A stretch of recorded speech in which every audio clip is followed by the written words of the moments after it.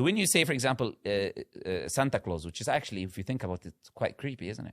An old man, fat old man comes from a chimney to touch your little kids. I mean, why is this, you know? If an old man coming down the chimney, fat guy with a big belly, with a beard coming down my chimney. With Coca-Cola in his hand. Yeah, and to touch my little kids. I don't know what he's doing with my little kids. And then taking some gifts I leave for them. And like, how is that related in any way, shape, or form to the idea of Christianity and believing in Jesus? But the thing is, it still remains the idea that Christians in their psychology believe that this is a celebration. Many of them believe that this celebration of the dead birth of Jesus. And therefore, now it is the problem for the Muslims. It's a problem for the Muslims. Which Muslims? The Muslims who are celebrating this holiday, quote-unquote holiday, right? Which is a pagan day, according as we just said, to Christian learned men, right? Not the public people who don't even know anything about anything. But the learned people or historians clearly have made that point clear. So when a Muslim celebrates, and celebration can be anything, right?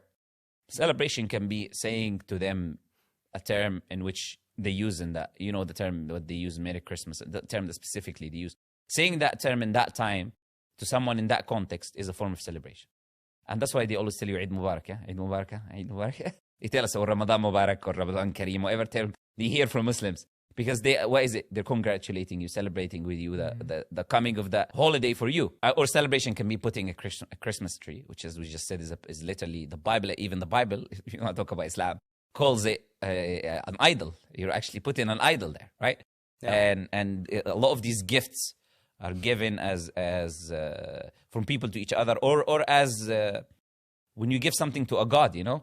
You give an offer. Yeah, and this is a huge problem. So these people who have this tree, you need to understand where the origin that it comes from. So if a Muslim, whether a Muslim says that Christians, because a lot of Muslims say, you know what, they're not celebrating it as a Christian thing. Whether they celebrate it as a Christian thing or not, it's you pick one of two. It's either a Christian thing or a pagan thing. Yeah. Pick your poison, as we say, you know. Which one do you want to pick as a Muslim, you know? Either way, it's shirk and shirk. Which one you want to pick? You cannot try to escape this idea by pretending, because a lot of Muslims try to do. They don't actually believe it's just a holiday. No. The origin of it is either pagan, or that they do have beliefs that this is a Christian thing. And that they believe that this is the time where God has his son. Let me ask you this, yeah? If I, or someone sitting here, someone disbelieving, but we're not going to say people sitting here, one of disbelievers sitting here, and he curses Allah. Would you congratulate him for cursing Allah? No, of course not. What would me congratulating him for cursing Allah be considered? Shirk. Disbelief. Yeah, disbelief. It's kufr, not shirk, right? Kufr, disbelief. This person has just cursed Allah, and I congratulated him for cursing my God. Do you understand how problematic that is? Why am I giving this analogy? Because this is effectively what happens. Because Allah Azza wa Jal says in the authentic hadith that Sabbani ibn Adam, son of Adam, have cursed me.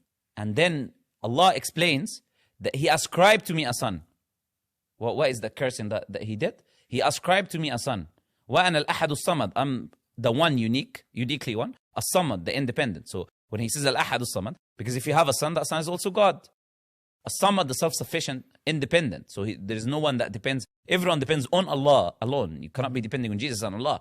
Then you're not As-Samad anymore. You're not the one that is sufficient for the needs of all the creation. So that's why Allah mentions Al-Ahad As-Samad, right? And Allah says Sabbani ibn Adam.